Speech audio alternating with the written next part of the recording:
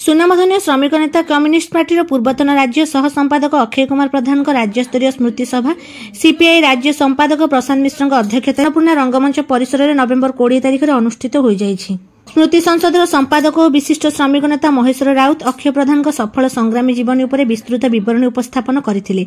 Shri Pradhan Nimapada college छात्र union संपादक निर्वाचित हेला परि कम्युनिस्ट आंदोलन में निजको सामिल करथिले। स्वल्प जीवन काल में निमापड़ा और पुरी मोटर कर्मचारी संघ, पुरी जिला विद्युत कर्मचारी संघ, पुरी बस्ती बासिंदा संघ, पुरी उठा दोकानी संघ सह केन्दुझर जिलार हजार हजार खनि श्रमिकों नेतृत्व नहीं राज्य में जड़े सुनामधन्य श्रमिक नेता भाव प्रतिष्ठा लाभ करिपारिथिले। कम्युनिस्ट पार्टी राज्य सह संपादक हेबा सह राज्य कृषक आंदोलन जड़े आगधाड़ी नेता थिले।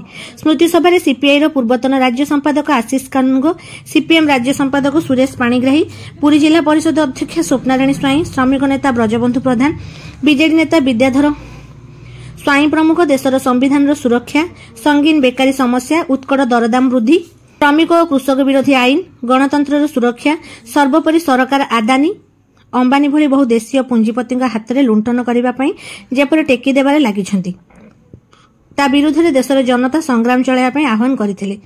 कृषक नेता कृष्णचंद्र राउत, प्रदीप्त महांती, देवेंद्रनाथ साहू, श्रमिक नेता हरिहर सेनापति, जगन्नाथ देव, बनमाली साहू, नरहरि त्रिपाठी और भिकारी सेठी प्रमुख श्री प्रधान त्याग और विप्लवी आदर्श अनुप्राणित होगा वक्तव्य रखिथिले।